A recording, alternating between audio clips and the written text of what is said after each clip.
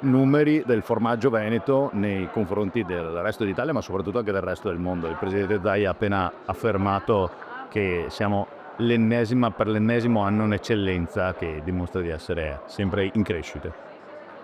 Sì, credo che lo dimostra il fatto, il lavoro che è stato fatto negli ultimi 21 anni, anche con la partenza di questa manifestazione Casius Veneti. Siamo partiti un po' per gioco, per dare un po' di visibilità ai nostri formaggi. È diventata una manifestazione ormai internazionale, perché la conoscono tutti, vai in Sicilia, sanno dove è Casius, che Casius Veneti è qui a Pesaro sul Breda. E quello che è stato di bello su questo periodo, che il confronto che tra noi produttori c'è stato, no? Anche con le premiazioni, abbiamo migliorato i nostri prodotti, portarli veramente a delle eccellenze. Tutti i prodotti si sono confrontati e abbiamo cercato di portarli sempre al miglioramento.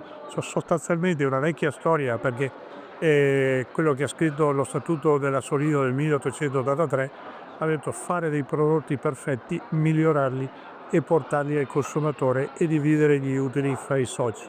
Col tempo si parlava di economia sociale, ma anche oggi l'economia sociale ha un senso, perché l'economia sociale, l'economia fatta dei soci delle cooperative, sta nel territorio, non viene esportata fuori e naturalmente non viene venduta dei fondi.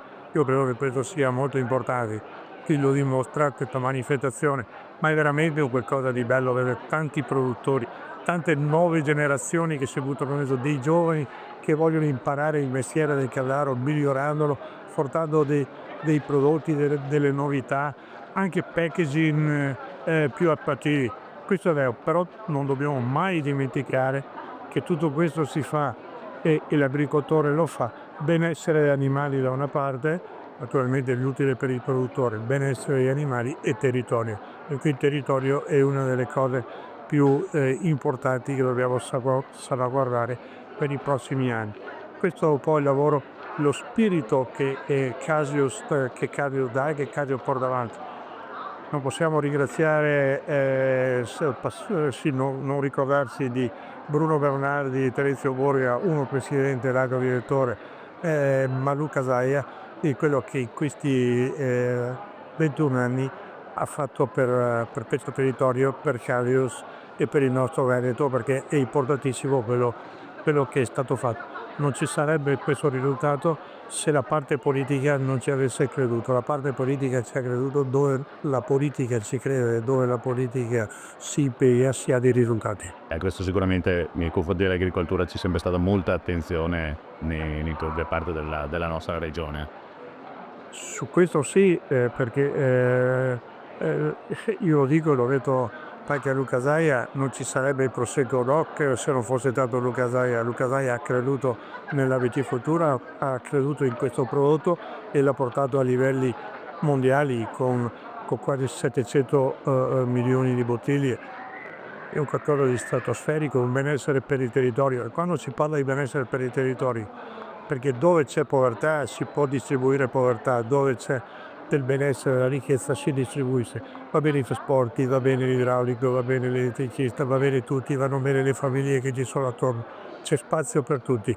Il benessere aiuta tutti, e questo territorio, la politica veneta ha lavorato per il benessere del territorio. Ultimo slancio velocissimo, cambio generazionale. Stavo notando proprio in questa edizione che il cambio generazionale sta avvenendo e in maniera anche, direi, molto positiva rispetto a molti altri settori dove è vista come un elemento di crisi. Allora, sulla nostra agricoltura, viticoltura, ma anche zootecnia, che in questo momento sta dando segni positivi, il giovane si ferma, si impegna.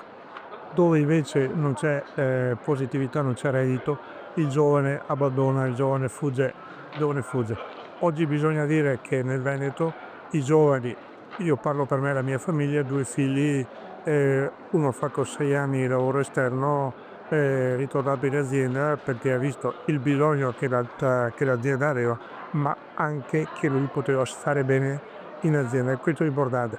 Cambio generazionale non è una cosa che si può finire in 2 parole, è molto difficile, sarà un problema dei nostri casari, dei dipendenti, delle nostre spacciste che abbiamo nel prossimo futuro. Però guardate che io vedo che chi fa un lavoro con passione, come le spacciste, i casari, lo fanno che alla sera vanno a casa forse anche stanchi, ma felici, no? Ma felici più di tante volte di stare davanti a un computer o obbedire a chissà che padrone. Io credo che bisogna mettere un lievito, un qualche cosa di diverso perché i nostri giovani capiscano quanto bello è produrre, far crescere le aziende del proprio territorio, no? E stare nel territorio. Andare via, andare in giro per il mondo, no? Io penso da genitore, io penso se i miei figli fossero andati via, di aver perso qualcosa, di non aver saputo dare a loro quello che avevano bisogno, quello che avevano bisogno. Però bisogna valorizzarli e non possono vedere solo come che era un tempo la fatica dei genitori e allora volevano andare via. È fatica, ma è anche della soddisfazione stare nel territorio e lavorare per il nostro territorio.